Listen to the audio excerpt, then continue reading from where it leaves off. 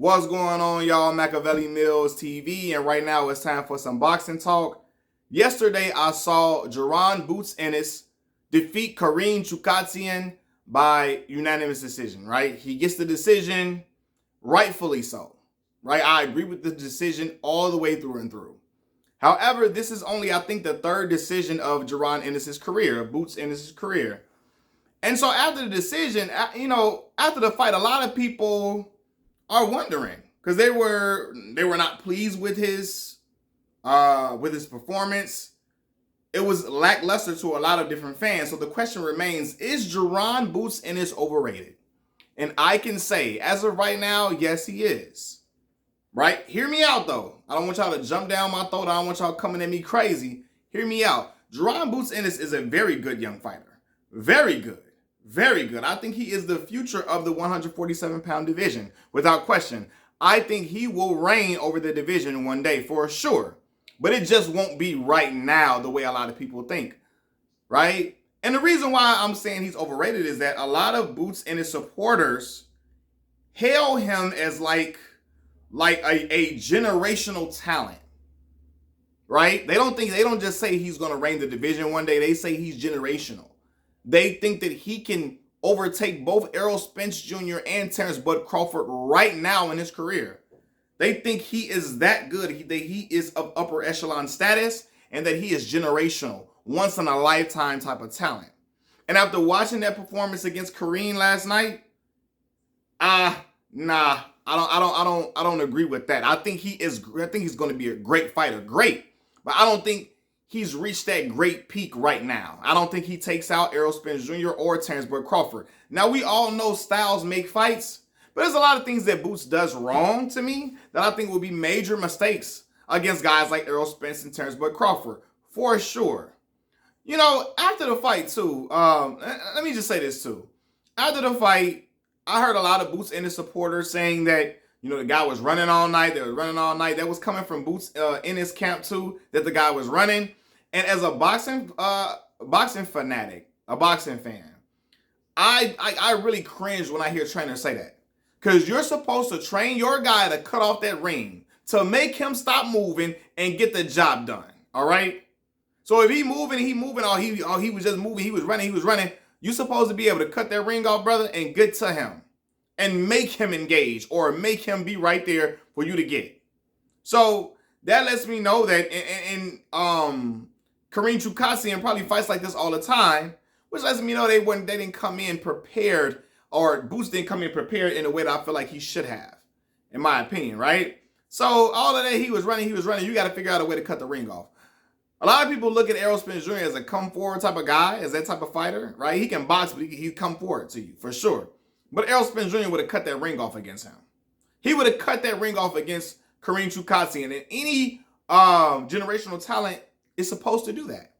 If you're generational, you're supposed to, guys like this is supposed to look cleaner than what it looked last night. And when I say it's supposed to look cleaner, I love Jaron Boots Ennis. I really think he's an exceptional talent. But last night, the brother was throwing a lot of leaping hooks.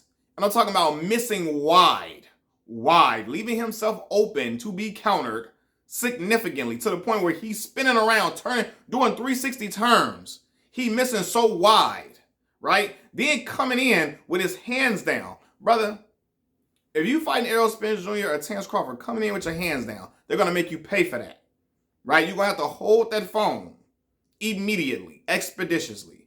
So I'm watching those type of things, and I'm watching them not be able to cut the ring off, missing wide shots. And I'm like, there's certain holes in his game.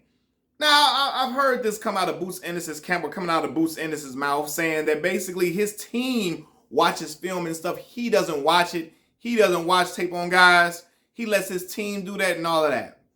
Now, again, this is not a Boots Ennis slander show. I believe he will reign and rule the 147-pound division. The dude, I think, can crack for sure. He's big, strong, got quick hands. I think he passes the eye test without question. But there are certain things that I think he's lacking. But nonetheless, let me get back to what he said. Boots Ennis say like his team watches guys and watches tape. He don't watch tape. I think that's a big mistake. And I don't like when fighters say that. You see, fighters heard Floyd Mayweather say stuff like that. I don't watch film because you can't. Film does not dictate what happens in the ring. A guy can look completely different in the ring than what he looks on tape. So I adjust in the ring. I make in-ring adjustments. Floyd Mayweather Jr. was a once-in-a-lifetime type of talent, right? He can do that, okay? And I don't know if I ever really believed that Floyd just didn't watch tape of nobody. I didn't believe that, right? But nonetheless, Floyd's talent, he was so superiorly talented. His talent was so superior to other fighters, he was able to do that. Boots Ennis got to watch film. He has to.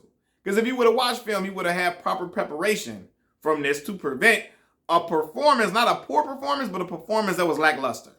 If he would have watched film and saw what this brother did and saw what Kareem was good at, he would have been able to counter it well. He would have had a game plan for everything. When Boots is out there fighting last night, he looking like he just waiting for the big weight, trying to go for the knockout. Trying to just go for the knockout. There seemed to be no plan of action for real. Just let me throw this shot, that shot, and maybe that'll get him out there. Hopefully that'll get him up out of there. Instead of, having a game plan with it. It just looking like he was just trying to go for the knockout, swinging, trying to go for the knockout, and in the process, throwing them leaping hooks and just missing. Now, Kareem had great foot. He had very good footwork and a solid defense. And he was hitting Boots with some shots here and there, for sure. And again, Boots having his hands down, yeah, brother. You cannot do that against the likes of Terrence Crawford and Errol Spence Jr. And that Boots, I believe, again, I know styles make fights, but that Boots and that I saw last night, and that Boots right there, he would lose in unanimous decision fashion against Errol Spence Jr. and Terrence Crawford. Because leaving himself open like that for some crazy shots, who knows? But again, generational talents, and this is the thing too, because I've heard guys will say, well, this guy was running, right? And even taking away to cut the ring off thing. I've seen guys refuse to try to engage with Floyd Mayweather Jr. And he still looks better than what Jaron Boots Ennis looked last night. I've seen guys refuse to try to engage with Tank Davis. And this is the same guy on the same card and all of that. The same card as him. I've seen guys not want to engage with Tank like that. And Tank still went out there and got him up out of there. Right? And it looked cleaner than that. Okay, so yeah, it's not just, the guy was running. No, Boots need to have a better game plan for this fight. For these fights, when you fighting a guy like that, you need to watch film. All of that savant shit, everybody not no savant, and it's okay. It's okay. Everybody doesn't have to be this boxing in-ring savant and all of that to be. No, bro, that does not work for everybody. Watch film so you can know what to do and what not to do. The fight was harder for Boots because he ain't watching film and all this and all that. That's cool, brother. But when you in there with certain guys, you got to make something shake. You know what I mean? Like that guy is supposed to put on a very good performance in front of that crowd. And it was lackluster. It wasn't again, he won clearly. But it wasn't the performance that we were expecting from Boots against Kareem Chukatsi. And so, I do believe right now he's overrated. And I think it's because, again, not because he's not talented, not because he's not skilled, not me saying that because I don't think he'll be champion, or I think he'll be eventually when Terrence Crawford and Errol Spence move up. He'll be an undisputed champion at 147 for sure. But right now, he ain't ready for no Bud or Errol Spence. He's just not to me, So, yeah, again, I think he has some things to work on going forward, and I think his team should not try to go for this Terrence Crawford or Errol Spence fight. Try to go for somebody else right now. Go for another guy to polish some things up with Boots. Because he can work on some things without question. But all that dude was running and all that. He was running. All of that coming out of his camp. I'm sorry, I'm stuttering or whatever. All that he was running. I'm not trying to hear that shit. He running. Brother, cut the ring off and get to him. Because again, Errol Spence is a come forward. He has a come forward style. Even though Errol can box for sure. But Errol gonna cut that damn ring off. Bud gonna cut that ring off. So there's certain things in Boots Ennis' ring IQ that he can improve for sure. But again, he's overrated because his fan base thinks that he is generational, once in a lifetime, and once in a lifetime would have not looked like that against Kareem last night, Kareem Chukatsi, and he wouldn't look like that, right? And I'm not saying once in a lifetime can't have bad nights, but it would have been cleaner than that.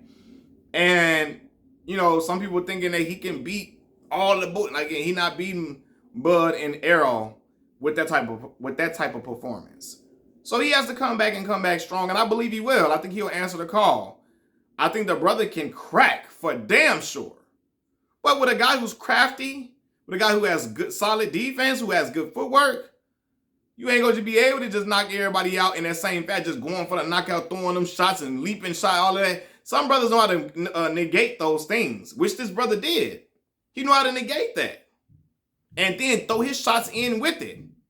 And then move very well with good footwork. So, got to have a game plan for guys like that. So, watch that film. All of that, we don't watch film. That shit sound cool for Floyd to say. Brother, watch the film and get better in certain things so you can have better performances, which could make you a pay-per-view or potential pay-per-view type of guy.